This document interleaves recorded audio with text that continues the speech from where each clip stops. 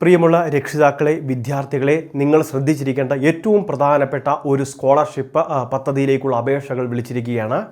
SBI foundation നൽകുന്ന ASHA scholarship 2026-27. കഴിഞ്ഞ വർഷവും നമ്മളുടെ ചാനൽ വഴി ഇതിനെ സംബന്ധിച്ചുള്ള അറിയിപ്പുകളുണ്ടായിരുന്നു.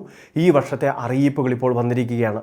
സെപ്റ്റംബർ മാസം 4-ാം തീയതി വരെ നമുക്ക് അപേക്ഷകൾ വയ്ക്കുന്നതിന് വേണ്ടി സാധിക്കും. ഹൈസ്കൂൾ തലം മുതൽ നിലവിൽ ഡിഗ്രി PG കോഴ്സുകൾ ചെയ്യുന്നവർക്ക്, MBBS കോഴ്സുകൾ ചെയ്യുന്നവർക്ക്, അതോടൊപ്പം തന്നെ IIM-കളിലും IIT-കളിലും പഠിക്കുന്നവർക്ക്, വിദേശത്ത് ഇപ്പോൾ പഠനം തുടരുന്നവർക്ക്, അങ്ങനെയുള്ള പല മേഖലകളിൽ ലക്ഷക്കണക്കിന് രൂപയാണ് വിദ്യാർത്ഥികളുടെ ബാങ്ക് അക്കൗണ്ടിലേക്ക് SBI ഫൗണ്ടേഷൻ നൽകുന്നത്. State bank of India SBI നൽകുന്ന സ്കോളർഷിപ്പ് എന്ന രീതിയിൽ ഇതിനെ കണക്കാക്കേണ്ടതില്ല.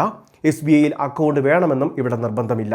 അത് പ്രത്യേകം നിങ്ങൾ ശ്രദ്ധിക്കണം. സാമ്പത്തികം കുറഞ്ഞ ചുറ്റുപാടിലുള്ള എന്നാൽ പഠിക്കാൻ മിടുക്കരായ എല്ലാ വിദ്യാർത്ഥികളെയും ചേർത്ത് നിർത്തുന്ന ഒരു പദ്ധതിയാണ് SBI ഫൗണ്ടേഷൻ നൽകുന്ന ആശാ സ്കോളർഷിപ്പ്. ashaScholarship.co.in എന്ന് പറയുന്ന വെബ്സൈറ്റ് നിങ്ങളൊന്ന് സന്ദർശിച്ചു കഴിഞ്ഞാൽ ഇതിനെ സംബന്ധിച്ചുള്ള വിശദ വിവരങ്ങൾ നിങ്ങൾക്ക് ലഭിക്കും. നിലവിൽ വിവിധ സ്കോളർഷിപ്പുകൾ ഏകോപിപ്പിക്കുന്ന വെബ്സൈറ്റ് ആയിട്ടുള്ള ബഡ്ഡി ഫോർ സ്റ്റഡി എന്ന് പറയുന്ന സ്കോളർഷിപ്പ് പ്ലാറ്റ്ഫോം വഴി നമുക്ക് ബന്ധപ്പെട്ട ഡോക്യുമെന്റുകൾ, അതോടൊപ്പം തന്നെ മറ്റ് വിശദ വിവരങ്ങളെല്ലാം നൽകി അപേക്ഷകൾ സമർപ്പിക്കുകയും ചെയ്യാവുന്നതാണ്. സ്കോളർഷിപ്പിന്റെ വേരിഫിക്കേഷൻ നടത്തുന്നത് തന്നെ വ്യത്യസ്ത ഘട്ടങ്ങളിലായിട്ടായിരിക്കും. ആദ്യഘട്ടത്തിൽ ഡോക്യുമെന്റ് പരിശോധന, അതോടൊപ്പം തന്നെ മാർക്കിന്റെയും കുടുംബ വാർഷിക വരുമാനത്തിന്റെയും കൃത്യമായിട്ടുള്ള പരിശോധനകൾ, അതിനുശേഷം ഒരു ടെലിഫോണിക് ഇന്റർവ്യൂ, നമ്മളെ വിളിച്ച കാര്യങ്ങളൊക്കെ ഒന്ന് അന്വേഷിക്കും, നമ്മളുടെ ചുറ്റുപാടുകളൊന്ന് അന്വേഷിക്കും. അതിനുശേഷം ഫൈനൽ വേരിഫിക്കേഷൻ, അർഹതയുള്ള വിദ്യാർത്ഥികളുടെ ബാങ്ക് അക്കൗണ്ടിലേക്ക്, അവർ കൊടുക്കുന്ന ബാങ്ക് ഏതോ അതിൻ്റെ അക്കൗണ്ടിലേക്ക് ധനസഹായം ക്രെഡിറ്റ് ആകും. ഇനി സ്കോളർഷിപ്പ് എത്രത്തോളം നമുക്ക് ലഭിക്കുമെന്നൊന്ന് പരിശോധിക്കാം. 9ാം ക്ലാസ് മുതൽ 12ാം ക്ലാസ് വരെ പഠിക്കുന്ന വിദ്യാർത്ഥികൾക്ക് 75% കുറയാതെ മാർക്കുണ്ടായിരിക്കണം.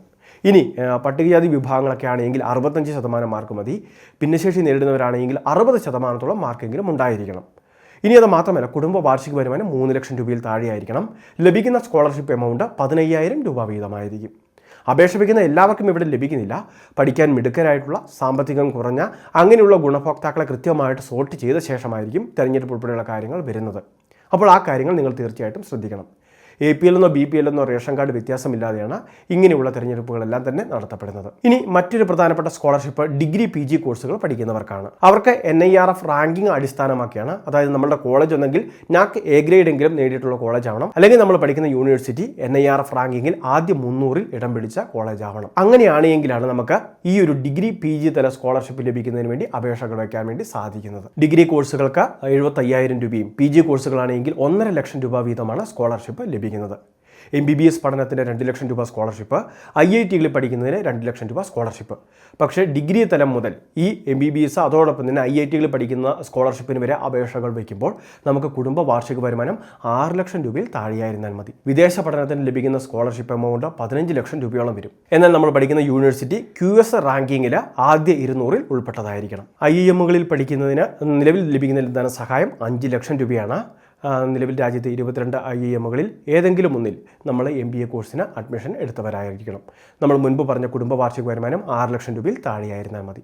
അപ്പോൾ ഈ സുവർണ അവസരം പാഴാക്കാതിരിക്കുക. വരും ദിവസങ്ങളിൽ തന്നെ ഈ ഒരു സ്കോളർഷിപ്പിലേക്ക് അപേക്ഷ വയ്ക്കുന്നതിന് വേണ്ടി ശ്രദ്ധിക്കേണ്ടതാണ്. അപ്പോൾ രാജ്യമെമ്പാടുമുള്ള ഒരു സ്കോളർഷിപ്പ് പദ്ധതി ആയതുകൊണ്ട് തന്നെ കേരളത്തിൽ നിന്ന് മാത്രമല്ല എല്ലാ സംസ്ഥാനങ്ങളിൽ നിന്നും അപേക്ഷകളുണ്ടാകും. അപ്പോൾ ഈ പ്രധാനപ്പെട്ട അറിയിപ്പ് നിങ്ങളുടെ സുഹൃത്തുക്കളിലേക്ക്, ഗ്രൂപ്പുകളിലേക്ക് ഷെയർ ചെയ്തെത്തിക്കുക. ഇതുപോലുള്ള ഇൻഫർമേഷൻ ചാനൽ സബ്സ്ക്രൈബ് ചെയ്യുക, ഫോളോ ചെയ്യുക.